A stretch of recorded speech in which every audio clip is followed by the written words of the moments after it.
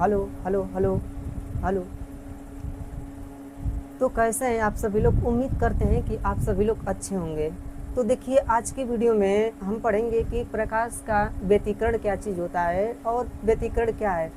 देखिए, हमारे वीडियो में थोड़ा सा गर्मी का मौसम है, इसलिए कुछ दिक्कत आ जा रही है। वीडियो बनाने में थोड़ा सा समय लग जा रहा है।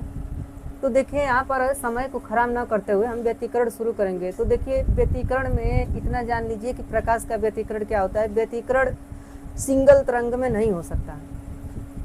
जब दो तरंगे चलेंगी तभी व्यतिकरण होगा।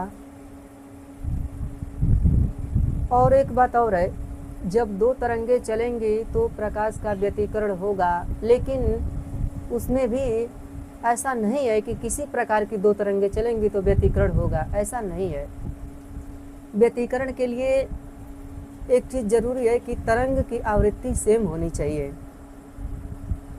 उनका कला समान होना चाहिए। अब देखिए, आवृत्ति आप लोग पिछली कक्षाओं में पढ़ चुके हैं कि आवृत्ति क्या चीज़ होती है।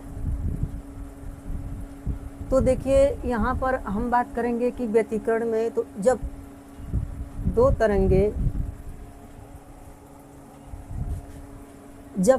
तरंगे एक साथ चलेंगे तो अध्यारोपण होगा, अर्थात मिलने के बाद होगा क्या कि मिलने के बाद उन दोनों तरंग का तीव्रता जो है अलग अलग हो जाएगी। यही प्रक्रिया प्रकाश का व्यतिकरण कहलाती है। सीधा सा जान लीजिए कि एक ही आवृत्ति की दो तरंग होनी चाहिए, समझने के लिए काफ़ी बता रहे हैं। और क्या होगा कि दोनों मिलेंगी, उसके बाद क्या होगा कि दोनों की तीव्रता में अंतर आ जाएगा। बस यही प्रकाश का व्यतिकरण हो गया। अब इसको अलग से 50 ठो इसमें उदाहरण लगाया रहेगा, फिर इसकी थ्योरी बनाई रहेगी, यही चीज़ समझना है। तो यहाँ पर समझिए, देखिए व्यतिकरण क्या चीज़ होता है। व्यतिकरण के लिए यहाँ से एक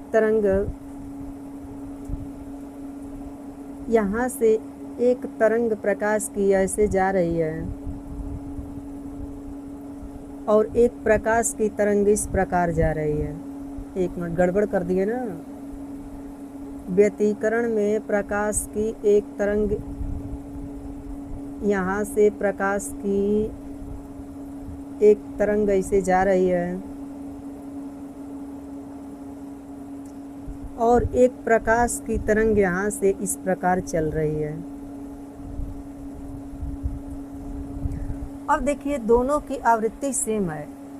देखिए यहाँ पर क्या है ना कि एक ये दोनों, देखिए श्रृंगगर्त दोनों का बराबर है। देखिए 1 2 3 4 ठो इसमें, 1 2 3 4 ठो इसमें बराबर है। अब जब ये तरंगे, एक तरंग ये हो गई और एक ये हो गई, अब कहता है व्यतिकरण कि जब ये तरंगे मिलेंगी तो क्या होगा कि अगर मान लीजिए कि ये कहीं पर एक दूसरे से को स्पर्श करती है, ऐसे आते हुए टच करती हैं, मिलेंगी यहाँ पर, तो मिलने के बाद जब इस तरंग का फिर ये अलग से चलना शुरू हो जाएंगी, तो देखिए आवृत्ति सेम होनी चाहिए, यानी कि 1 2 3 1 2 3 1 2 3 1 2 3 ये बराबर होना चाहिए। जैसे मान लीजिए कि एक बार इधर को कंपन किया तो एक बार इधर को, दोनों बराबर होना चाहिए। एक बार ऐसे एक बार ऐसे, ये पहली तरंग ये दूसरी तरंग, आवृत्ति सेम होनी चाहिए। अब यहाँ पर क्या होता है कि व्यतिकरण के बाद, यहाँ पर मिलने के बाद पुनः जो है एक ऐसे ये निकलती है, एक तरंग ये निकलती है। अब यहाँ पर क्या हो गया, पहली तरंग दूसरी वाली, पहली वाली की तीव्रता दूसरी वाली की तीव्रता, दोनों की तीव्रता में अंतर आ जाएगा। पहली वाली की इसकी तीव्रता और इसकी तीव्रता में अंतर आ जाएगा। इसी को हम व्यतिकरण कहते हैं। अब देखिए, इसकी तीव्रता दोनों में अंतर है, तो अंतर क्या चीज़ है। अब तीव्रता में अंतर यही होगा, जैसे मान लीजिए कि कोई चीज़ रखा है, हम कहेंगे कि उसमें अंतर क्या है, तो या तो कोई अधिक होगा या कम होगा, यही तो अंतर होगा। अगर अंतर यही होगा कि या तो तीव्रता कुछ न कुछ अलग होगा, आवृत्ति तो सेम है, आवृत्ति चेंज नहीं होगी तो इसमें अंतर क्या होगा, तीव्रता में अंतर आएगा। जब तीव्रता में अंतर आएगा तो वही क्या हो जाएगा, व्यतिकरण कहलाएगा। देखिए यहाँ पर इसकी या तो इसकी तीव्रता अधिक हो गई, इसकी कम, इसकी, या मान लीजिए कि इसकी अधिक हो गई, इसकी कम। मान लीजिए कि तीव्रता पहली तरंग की अधिक हो गई, दूसरी तरंग की तीव्रता कम हो गई, या फिर कहीं कहीं ऐसा भी देखने को मिलता है कि दूसरी तरंग की तीव्रता अधिक हो गई, पहली की कम हो गई। यही प्रक्रिया चलती रहेगी, या तो पहली की तीव्रता अधिक दूसरी की कम, या दूसरी की अधिक पहली की कम। अब यही प्रक्रिया व्यतिकरण कहलाती है। अब देखिए ये ऊर्जा संरक्षण के नियम पर काम करता है। जितनी तीव्रता पहली की, इस तरंग की तीव्रता जितनी कम होगी, ठीक उतना ही अधिक दूसरी वाले की होगी, और अगर दूसरी की तीव्रता जितना कम होगी तो उतना अधिक पहली तरंग की तीव्रता होगी। जैसे मान लीजिए कि समझाने के लिए यहाँ पर बता रहे हैं कि अगर एक मान लीजिए कि एक कंटेनर है, इसमें जल डाल दिया जाएगा तो दोनों का जल स्तर सेम रहता है। इसका जल स्तर अगर जितना कम करेंगे तो ये उतना ऊपर चला जाएगा, या फिर इस पर दबाव डालेंगे जितना इसको कम करेंगे तो ये स्वतः उतना ऊपर चला जाएगा, दोनों बराबर होना होगा। तो यही प्रक्रिया तीव्रता कहलाती है। अब देखिए इसमें एक बात तो तय हो गया कि अंतर दोनों में होगा, तीव्रता का अंतर, पहली तीव्रता इसमें या तो इसकी अधिक इसकी कम। अब देखिए जिसकी तीव्रता अधिक होगी, जिसकी तीव्रता अधिक होगी, जिस तरंग की तीव्रता अधिक होगी उसे हम कहेंगे समपोषी व्यतिकरण।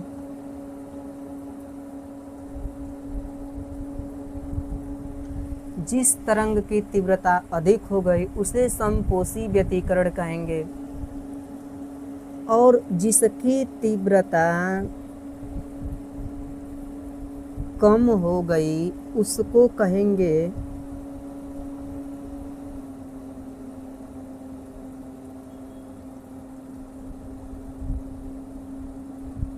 विनाशी व्यतिकरण। देखिए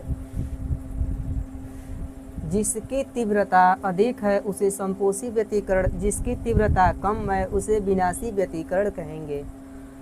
अब देखिए यहाँ तक हमने अच्छी तरह से समझ लिए कि प्रकाश क्या चीज़ होता है, मतलब प्रकाश का व्यतिकरण क्या होता है। ये जो है प्रकाश का व्यतिकरण था कि आखिर प्रकाश का व्यतिकरण क्या चीज़ होता है।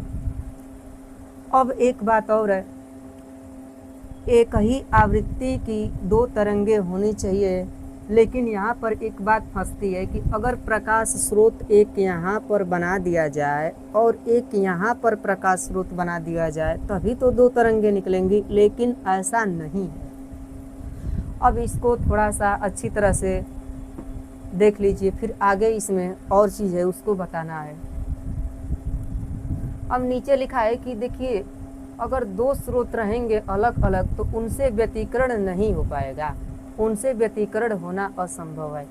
देखिए व्यतिकरण में कहीं तीव्रता अधिक और कहीं कम होती है, ये ऊर्जा संरक्षण के नियम पर काम करता है, क्योंकि जितनी तीव्रता इसकी अधिक रहेगी दूसरी तरंग की उतनी तीव्रता कम रहेगी। अगर दूसरी की तीव्रता जितनी अधिक हुई तो पहली की उतनी तीव्रता कम हो जाएगी, क्योंकि ये ऊर्जा संरक्षण के नियम पर काम करता है।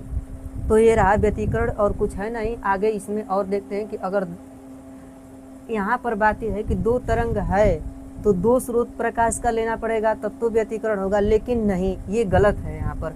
तो इसको आखिर कैसे ये सिद्ध होगा इसको आगे देखते हैं।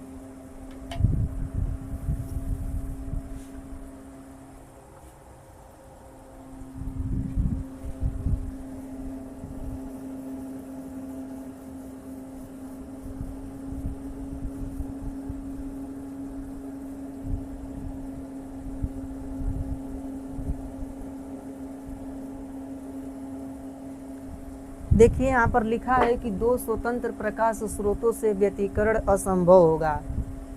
ऐसा क्यों होगा? देखिए अगर एक प्रकाश की लाइट यहाँ पर एक बल्ब ले लिया जाए,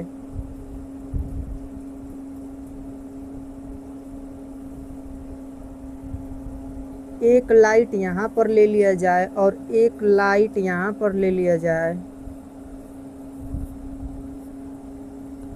अब इनसे एक तरंग ऐसे चलेंगी, एक ऐसे चलेंगी और दोनों का अध्यारोपण कराया जाए तो क्या